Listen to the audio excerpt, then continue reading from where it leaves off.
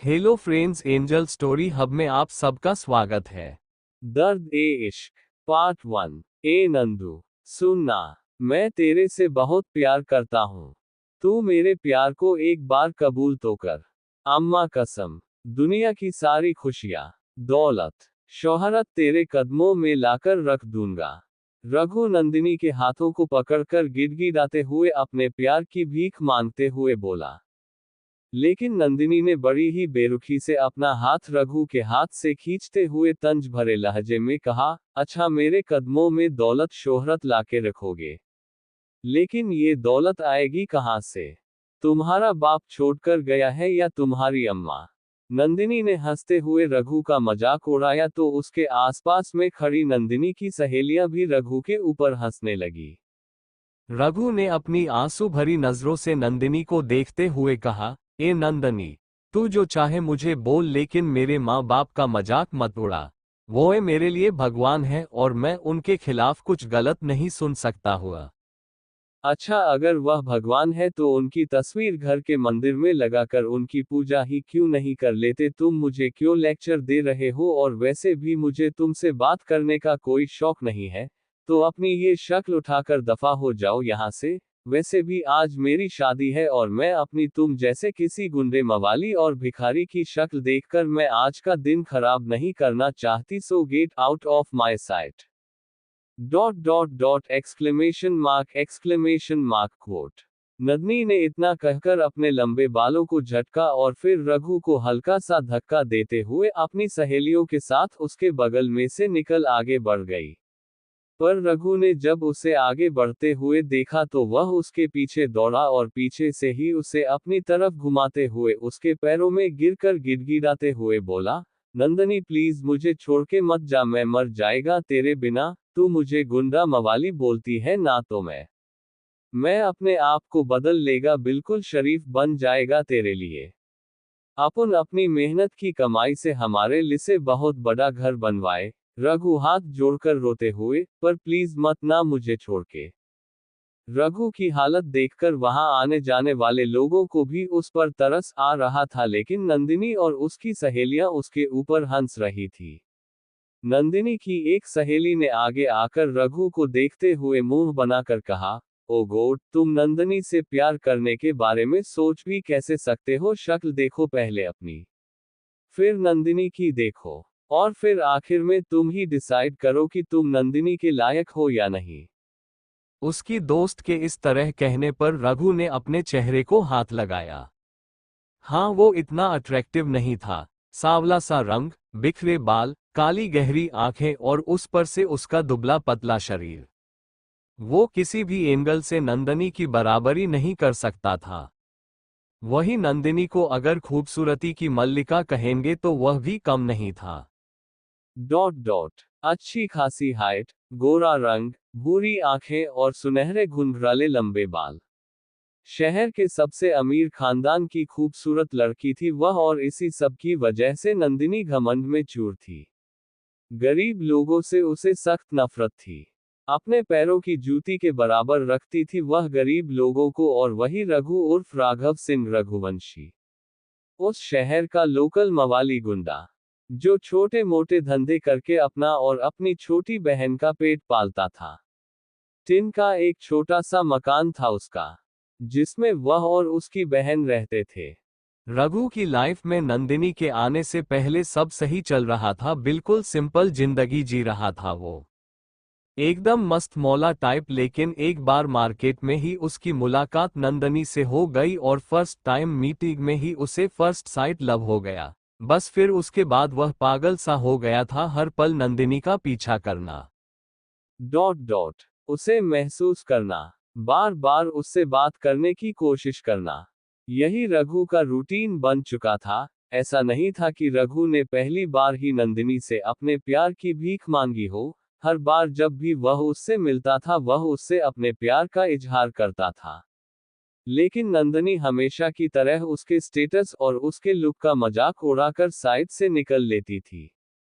पर आज जब अपने धंधे पर जाते वक्त रघु को खबर लगी कि नंदिनी शादी करने वाली है तो वह सब कुछ छोड़ छाड़ कर सीधा नंदिनी के पास आ गया, जो मार्केट में अपनी शादी की शॉपिंग कर रही थी।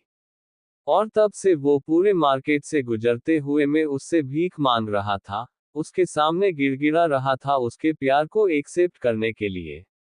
लेकिन नंदिनी आज भी सबके सामने उसकी इंसल्ट करने से बाज नहीं आ रही थी।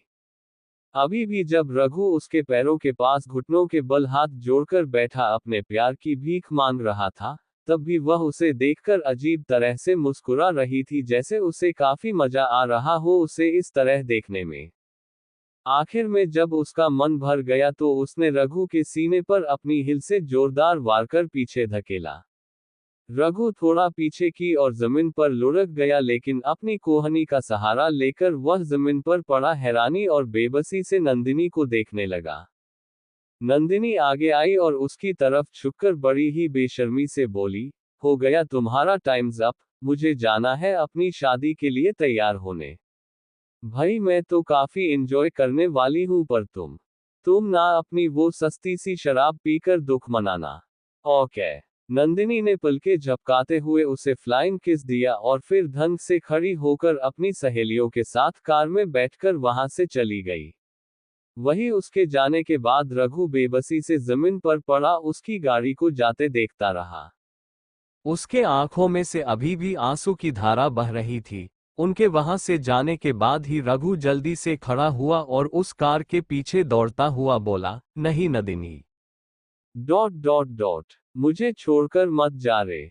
नदनी रुक जा रे। नदनी। दौड़ते दौड़ते हाफता हुआ रघु रोते हुए जमीन पर घुटनों के बल बैठकर जोर से चिल्लाया और बेबसी से उन धूल उड़ाती गाड़ियों को जाते देखता रहा। आज उसका सब कुछ खत्म हो गया था।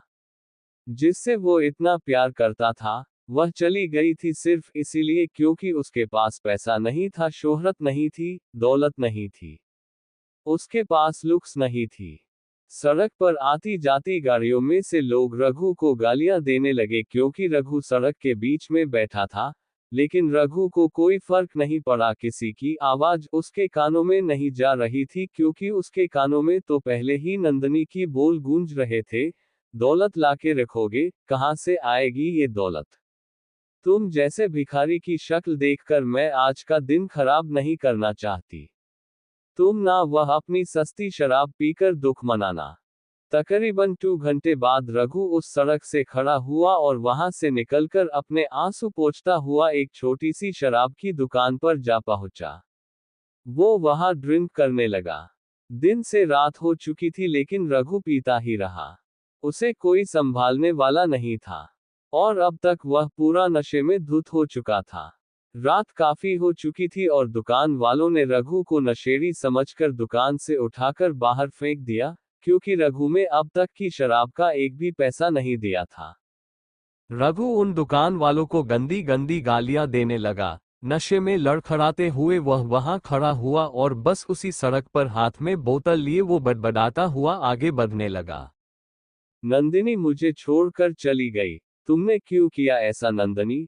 मैंने तुमसे वादा किया था ना कि मैं तुम्हें पैसे कमा कर ला कर दूंगा, दुनिया का सबसे अमीर आदमी बनूंगा, फिर भी तुम मुझे छोड़कर चली गई। क्यों किया नंदिनी ऐसा? रघु अपनी ही धुन में सड़क पर चले जा रहा था। तभी उस सड़क पर सामने से आ रही फुल स्पीड कार ने उसे टक्कर मार दी। रघु सड़क के दूसरी तरफ जा गिरा और एक तेज फोर्स के साथ जमीन पर गिरने की वजह से उसका माथा फट गया। खून हर तरफ बिखर गया और रघु उसी वक्त अपने होश खो बैठा था। वो गाड़ी वाला भी टक्कर मार के डर की वजह से वहां से भाग निकला। सुनसान सड़क पर आसपास भी कोई नहीं था जो रघु की मदद कर सके। लेकिन कहते हैं ना कि भगवान अच्छे लोगों की मदद के लिए कहीं ना कहीं से फरिश्ते जरूर भेज देता है। और उसी फरिश्ते का रूप बनकर आए खान काका। यही कोई 40 to 45 के आसपास उम्र, लंबा चौड़ा शरीर और उस पर व्हाइट कलर का कुर्ता पजामा, थोड़ी लंबी दाढ़ी मूछ, गले में ताबीज और सिर पर टोपी लिए वह रात के समय अपनी सब्जियां बेचकर ठेले को घसीटते हुए उसी सड़क से गुजर रहे थे।